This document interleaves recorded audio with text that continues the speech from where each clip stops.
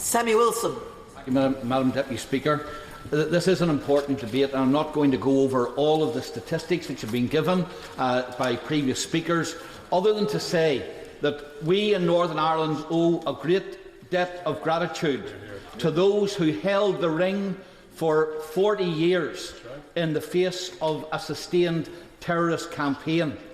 And it is wrong that now, because of Republicans' attempt to rewrite the history of the Troubles, that these people should be subject to a witch hunt and should be made the scapegoats for what happened for 40 years.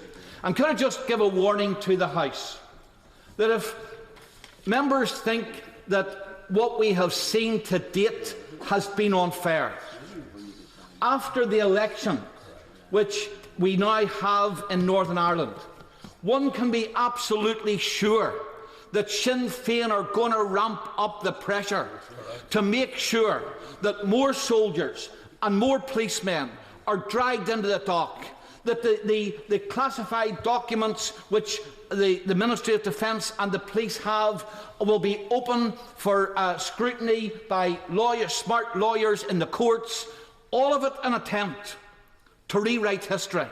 Because this election in Northern Ireland is not about a failed heating scheme, as the shadow spokesman has pointed out. This election is all about Sinn Féin thinking that they have an opportunity to have a rerun of the last election, to come out stronger, and then to put pressure on a government which will be dead keen to get them back into government. And their price will be policemen and soldiers sacrificed in the courts and an unfair system. And that's why I think that members are right to be concerned about what we are hearing here today. Because already the system is unfair. It's unfair, first of all, because the cases which are being dealt with have been disproportionately skewed towards those of the security forces. And why, and it's been mentioned here already, why is the legal system in Northern Ireland and the justice system in Northern Ireland shouting so loudly and indeed trying to silence the press about what they've been doing, if they do not believe that the decisions they've made, if they were looked at closely, would be seen to be disproportionate? And from the Attorney General to the Director of Public Prosecution, right up to the Chief Constable of the PSNI, we have had denials that the cases are disproportionate, and yet the figures are clear. 30% of the cases being investigated at present are security force cases, although only 10% of the people killed in Northern Ireland during the Troubles were killed by security force action, and as the member for Canterbury pointed out very well, many of those, all of the terrorist cases were murders. A very few cases, as far as the deaths caused by security forces, could even be claimed to have been unlawful or look unlawful, and yet we have 30% of them being investigated. It's not only. I'll give a yes.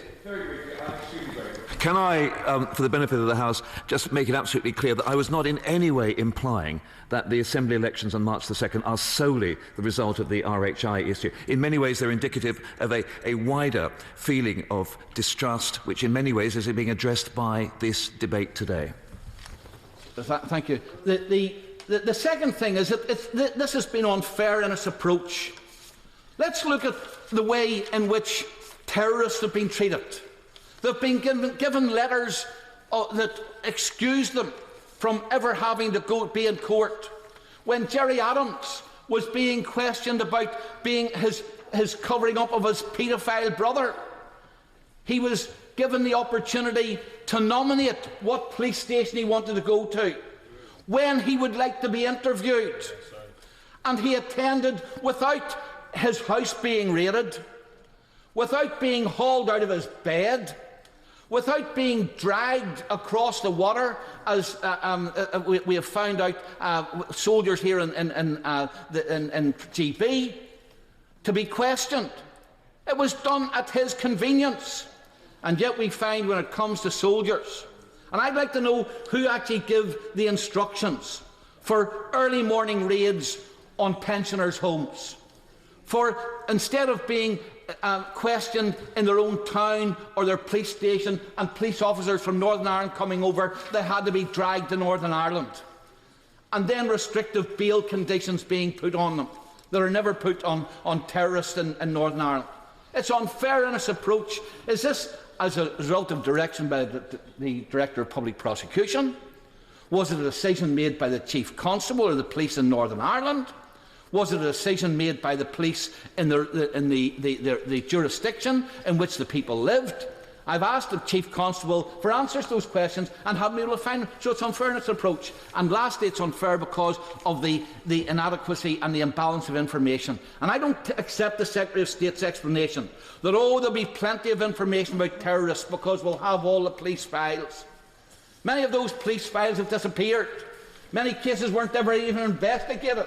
But yet there will be detailed records of what the Army did. And I believe that the only way and the only solution to this is to have a statute of limitations where terrorists, since the Good Friday Agreement, have had special conditions attached to them, that the same fairness be attached, to those who served in the security forces, and that we don't find people being dragged before the courts for things which happened 40 years ago, which they have little recollection of, and indeed which even the state and the records are difficult to turn up. So, Madam Deputy Chairman, I hope that this issue will not be forgotten, that this issue we will sustain the pressure on the government on this issue to ensure fairness for those who served our country so well.